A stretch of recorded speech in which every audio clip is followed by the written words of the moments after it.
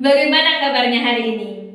Ibu harap kalian dalam keadaan sehat walafiat dan ada dalam lindungan Allah Subhanahu wa Ta'ala. Anak-anakku yang ibu sayangi, pada masa pandemi ini, ayo kita tingkatkan protokol kesehatan 5M. 1. Mencuci tangan. 2. Memakai masker. 3. Menjaga jarak. 4. Menjauhi kerumunan. 5. Mengurangi mobilitas. Anak-anakku yang ibu sayangi, sebelum kita memulai pembelajaran, alangkah baiknya kita berdoa terlebih dahulu agar ilmu yang kita pelajari dapat bermanfaat untuk kita semua. Berdoa dimulai. Berdoa selesai. Hari ini kita akan belajar tema 1. Selamatkan makhluk hidup. Subtema 1. Tumbuhan sahabatku. Pembelajaran 1. Kompetensi yang akan kita capai. 1. Bahasa Indonesia. 3.1. Menyimpulkan informasi berdasarkan teks laporan hasil pengamatan yang didengar dan dibaca. 2. Ilmu pengetahuan alam. 3.1. Membandingkan cara perkembangbiakan tumbuhan dan hewan. 3. Ilmu pengetahuan sosial. 3.1. Mengidentifikasi karakteristik geografis dan kehidupan sosial budaya, ekonomi, politik di wilayah ASEAN. Tujuan pembelajaran kali ini adalah 1. Setelah membaca teks tentang perkembangbiakan jagung, siswa mampu menentukan ide pokok dari setiap paragraf dengan tepat. 2. Setelah mengamati video pembelajaran mengenai gambar bunga, siswa mampu mengidentifikasi perkembangbiakan generatif pada tumbuhan dengan tepat. 3. Setelah mengamati video pembelajaran mengenai ASEAN, siswa mampu membedakan kondisi sosial budaya dari dua negara terkait kondisi geografisnya dengan benar. Hai anak-anakku, ada yang tahu manfaat tumbuhan bagi kehidupan kita, baik bagi manusia ataupun hewan. Ayo kita cari tahu apa manfaat tumbuhan bagi kehidupan kita. Manfaat tumbuhan untuk manusia. 1. Tumbuhan sebagai sumber energi bagi manusia. 2. Tumbuhan sebagai sumber vitamin untuk menjaga kesehatan tubuh. 3. Tumbuhan sebagai sumber oksigen untuk bernapas. 4. Tumbuhan sebagai pengikat air tanah. 5. Tumbuhan sebagai peneduh dan memperindah kehidupan di bumi. Manfaat tumbuhan bagi hewan, yaitu sebagai energi bagi hewan. Tumbuhan merupakan sumber bagi kehidupan manusia dan hewan. Tumbuhan adalah produsen penghasil cadangan makanan dan sumber oksigen untuk bernapas dan melindungi bumi dari sengatan sinar matahari. Beberapa hal yang akan terjadi jika tidak ada tumbuhan adalah manusia dan hewan tidak memiliki sumber makanan, dan bumi akan gersang, sehingga kehidupan akan berakhir. Ayo anak-anak, kita baca teks laporan berikut ini. Bagaimana jagung berkembang biak? Jagung merupakan salah satu tanaman yang dijadikan bahan makanan pokok di berbagai negara. Salah satunya di Indonesia. Di Indonesia, penduduk Pulau Madura menjadikan jagung sebagai makanan pokoknya. Jagung merupakan salah satu tanaman penghasil karbohidrat yang sangat diperlukan oleh tubuh. Dari bacaan tersebut, mari kita cari tahu ide pokoknya. Apa ide pokok? Ada yang tahu apa itu ide pokok? Ide pokok atau gagasan utama adalah ide yang disampaikan penulis yang menjadi pokok pembahasan dalam sebuah paragraf. Coba perhatikan dari teks berikut ini. Ada yang tahu ide pokoknya apa? Ya, ide pokoknya adalah jagung merupakan salah satu tanaman yang dijadikan bahan makanan pokok di berbagai negara, salah satunya di Indonesia. Nah, ini ide pokoknya berada di awal paragraf yang disebut paragraf deduktif. Jika di akhir ide pokoknya, maka disebut paragraf induktif. Ayo kita lanjutkan membaca teks laporannya. Paragraf kedua. Seorang petani jagung memulai pembiakan tanamannya dengan menanam biji jagung. Setelah 3-4 hari, bakal tanaman akan muncul di permukaan tanah. Tanaman jagung akan terus tumbuh menjadi besar. 3 hingga 3,5 bulan, buah jagung dapat dipanen oleh petani. Buah jagung yang berbentuk seperti tongkol pada mulanya berupa sekuntum bunga. Mari kita cari tahu ide pokoknya dari paragraf kedua ini. Coba perhatikan baik-baik dan cari ide pokoknya. Ada yang tahu ide pokok dari paragraf kedua? Ya, ide pokoknya adalah seorang petani jagung memulai pembiakan tanamannya dengan menanam biji jagung. Nah, itu berada di awal paragraf yang disebut paragraf deduktif. Untuk paragraf 3 dan selanjutnya, ayo kita baca. Namun, untuk menentukan ide pokoknya, nanti kalian di akhir video pembelajaran ini tentukan ide pokoknya. Ayo kita membaca paragraf ketiga. Bunga jagung memiliki helai-helai rambut halus pada bagian ujungnya. Pada helai rambut tersebut terdapat tepung sari. Tepung sari akan terbang, terbawa angin ketika angin bertiup. Tepung sari yang terbawa angin sebagian akan jatuh di kepala putik yang terletak di bagian bawah bunga pada pohon jagung yang lain. Ketika itulah terjadi pembuahan. Paragraf keempat. Setelah terjadi pembuahan, bunga jagung tersebut terus berkembang hingga menjadi buah jagung. Perkembangan itulah yang dapat diamati dari waktu ke waktu. Buah jagung akan siap dipanen ketika rambut jagung sudah berwarna kecoklatan dan bagian tongkolnya sudah mengering. Apabila buah jagung tersebut dikupas, akan memperlihatkan biji jagung yang kekuningan. Bagian yang dimakan oleh manusia adalah biji jagung. Paragraf kelima.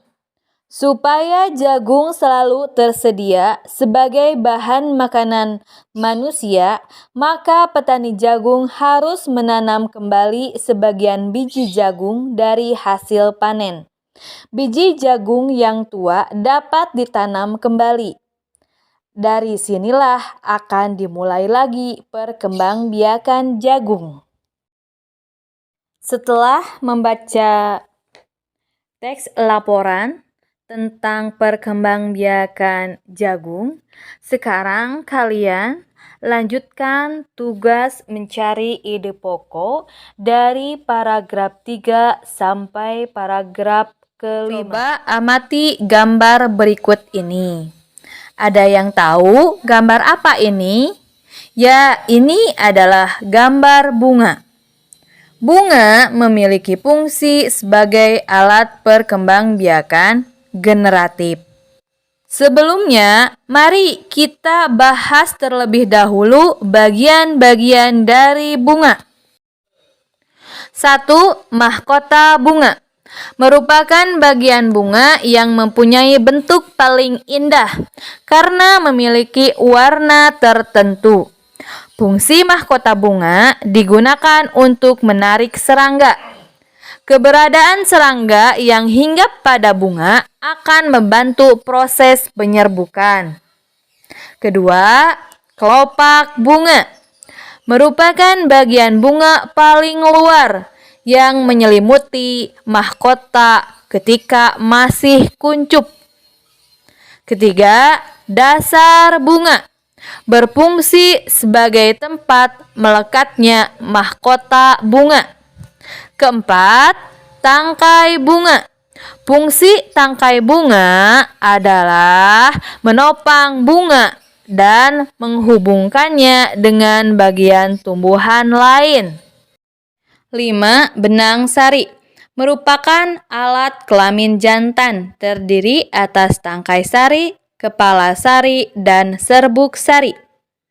6. Kepala sari berfungsi sebagai alat kelamin jantan pada bunga dan bertugas memberikan serbuk sari ke kepala putik. 7. Kepala putik berfungsi sebagai tempat jatuhnya serbuk sari pada saat proses penyerbukan. 8. Tangkai putik berfungsi sebagai penyangga dari kepala putik. 9. Bakal buah berada pada bagian putik bunga, berfungsi untuk melindungi sekaligus sebagai tempat sel telur bersemayam. Nah, di mana bunga memiliki fungsi sebagai alat perkembangbiakan generatif. Perkembangbiakan generatif atau secara kawin adalah perkembangbiakan yang dilakukan melalui proses penyerbukan dan pembuahan. Penyerbukan adalah melekatnya atau jatuhnya serbuk sari ke kepala putik. Jenis-jenis penyerbukan. 1. Penyerbukan sendiri adalah penyerbukan yang terjadi dalam satu bunga itu sendiri. Artinya, serbuk sari yang jatuh ke kepala putik pada bunga itu sendiri. Contoh, pada tumbuhan mangga, jambu, rambutan. Kedua, penyerbukan tetangga adalah penyerbukan yang terjadi antar bunga dalam satu tumbuhan. Artinya, serbuk sari jatuh ke kepala putik pada bunga lain, tetapi bunga tersebut masih terletak dalam tumbuhan itu sendiri. Contoh, pada tumbuhan mawar merah, mawar putih, padi, dan jagung. Ketiga, penyerbukan silang adalah penyerbukan yang terjadi antar bunga, tetapi berbeda tumbuhan yang masih sejenis. Artinya, serbuk sari jatuh pada kepala putik bunga lain yang berbeda tumbuhan, tapi masih pada jenis yang sama. Contoh pada tumbuhan melinjo, kamboja, dan pinus. 4. Penyerbukan buster adalah penyerbukan yang terjadi antar bunga yang berbeda varietasnya. Artinya, serbuk sari jatuh pada kepala putik bunga lain yang sejenis tetapi berbeda varietasnya. Penyerbukan ini menghasilkan varietas ataupun spesies baru. Contoh, pada tumbuhan mawar merah dengan mawar putih, lili kuning dengan lili merah. Kemudian, jambu isi putih dengan jambu isi merah. Setelah terjadi penyerbukan, pada serbuk sari tumbuh bulu serbuk sari yang menuju ke ruang bakal biji. Kemudian, serbuk sari akan masuk ke ruang bakal melalui buluh serbuk sari.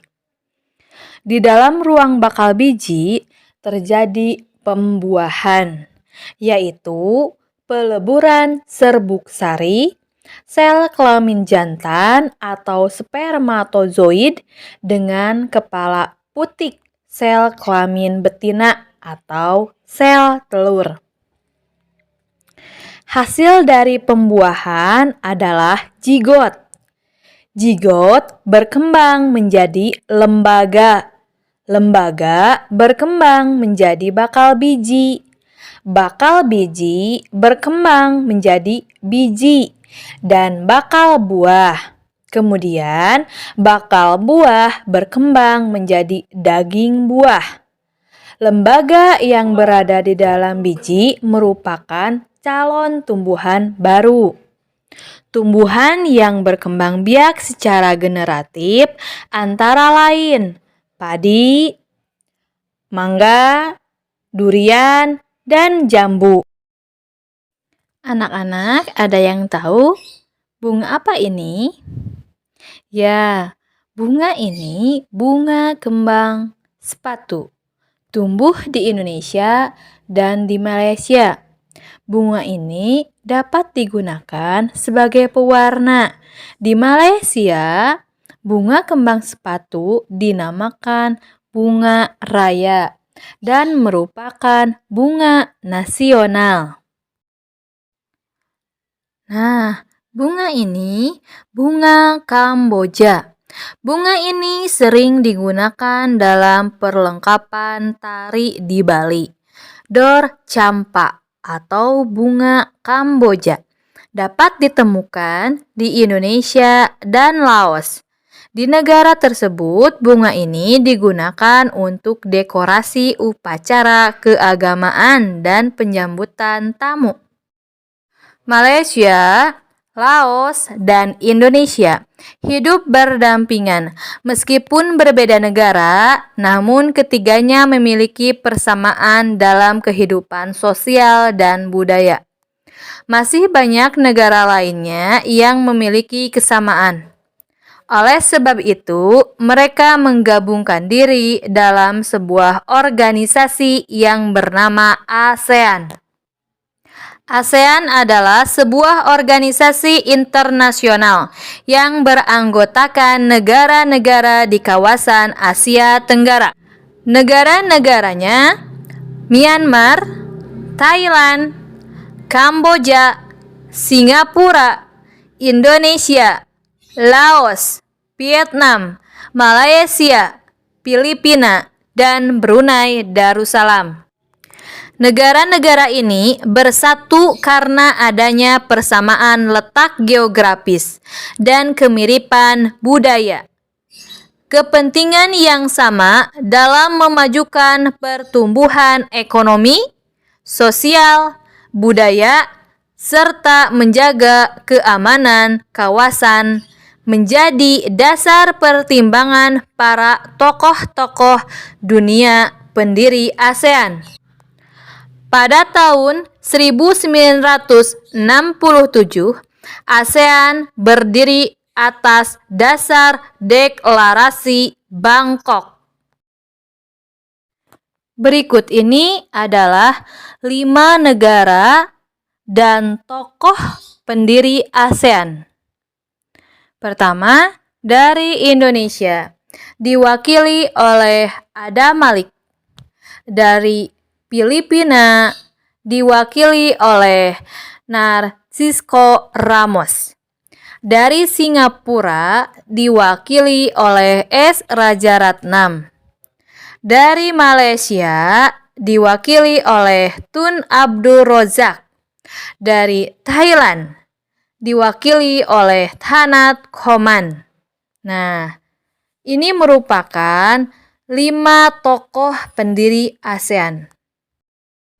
Berikut ini adalah kehidupan sosial budaya negara-negara di ASEAN. Pertama, negara Indonesia. Dilihat dari kehidupan sosialnya, Indonesia memiliki beragam suku bangsa.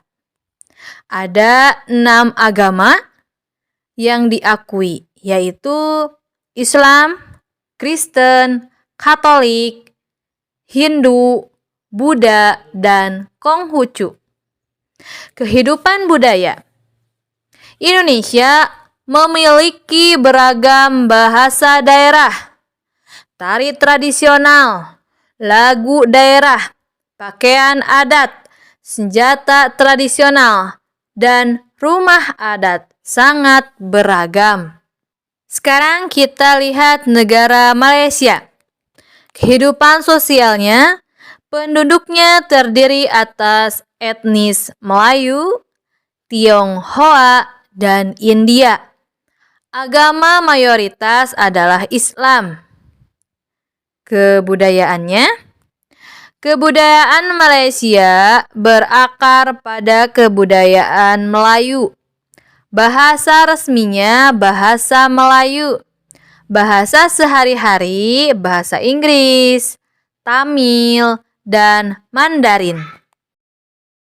Selanjutnya, kehidupan sosial budaya negara Brunei Darussalam. Kehidupan sosial. Penduduknya terdiri atas etnis Melayu, Tionghoa, dan sebagian suku Dayak. Agama mayoritas adalah Islam. Kehidupan budaya. Kebudayaan Brunei banyak dipengaruhi ajaran Islam. Bahasa resminya bahasa Melayu. Bahasa sehari-hari bahasa Inggris dan Mandarin. Brunei memiliki kemiripan dengan Indonesia, yaitu adanya kampung di atas air. Namanya Kampung Anyar. Selanjutnya, negara Singapura. Kehidupan sosial. Penduduknya sebagian besar etnis Tionghoa.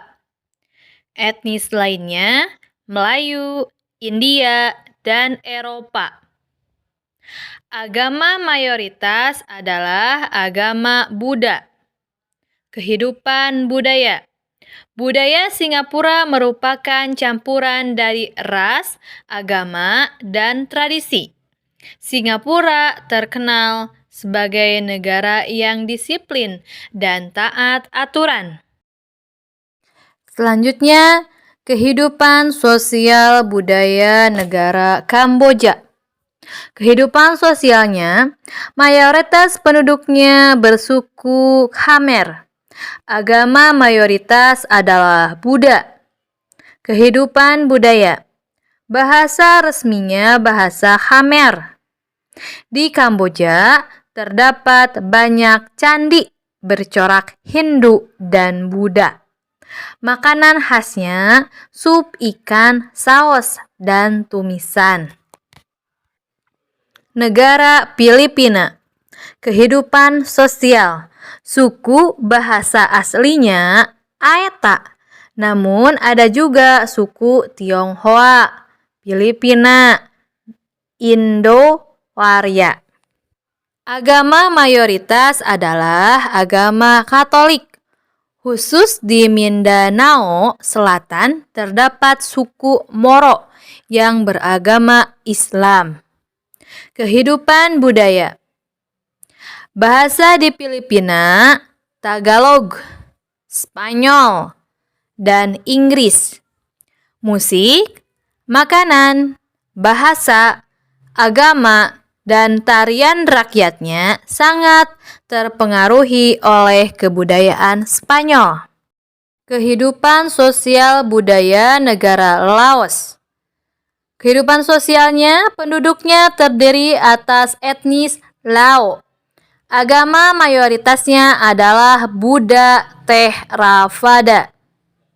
Kehidupan budaya, bahasa resminya bahasa Lao. Alat musik tradisional khaen. Olahraga tradisional adalah katau. Di Indonesia dikenal sepak takraw. Negara Vietnam. Kehidupan sosial, mayoritas penduduknya adalah etnis Kinh. Penduduknya menganut agama Buddha, Konghucu, Taoisme, dan Konfusius.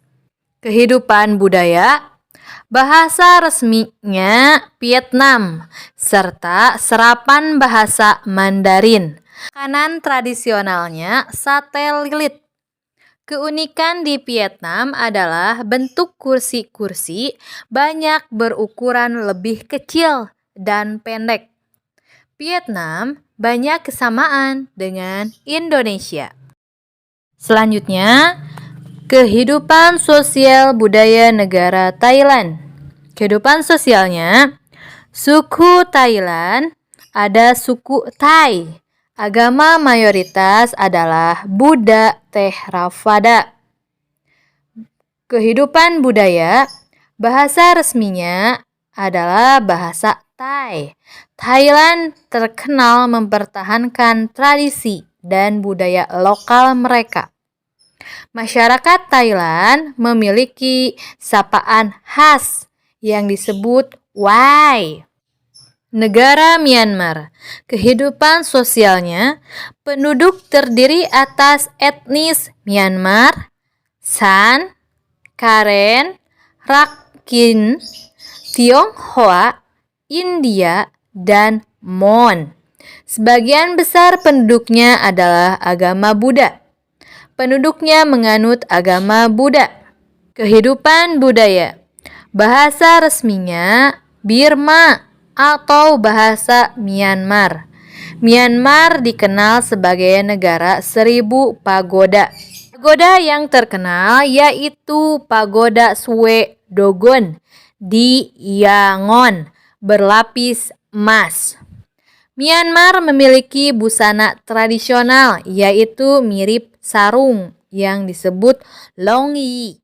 Sekian pembelajaran hari ini. Mudah-mudahan ilmu yang kita pelajari hari ini bermanfaat untuk kita semua. Wassalamualaikum warahmatullahi wabarakatuh.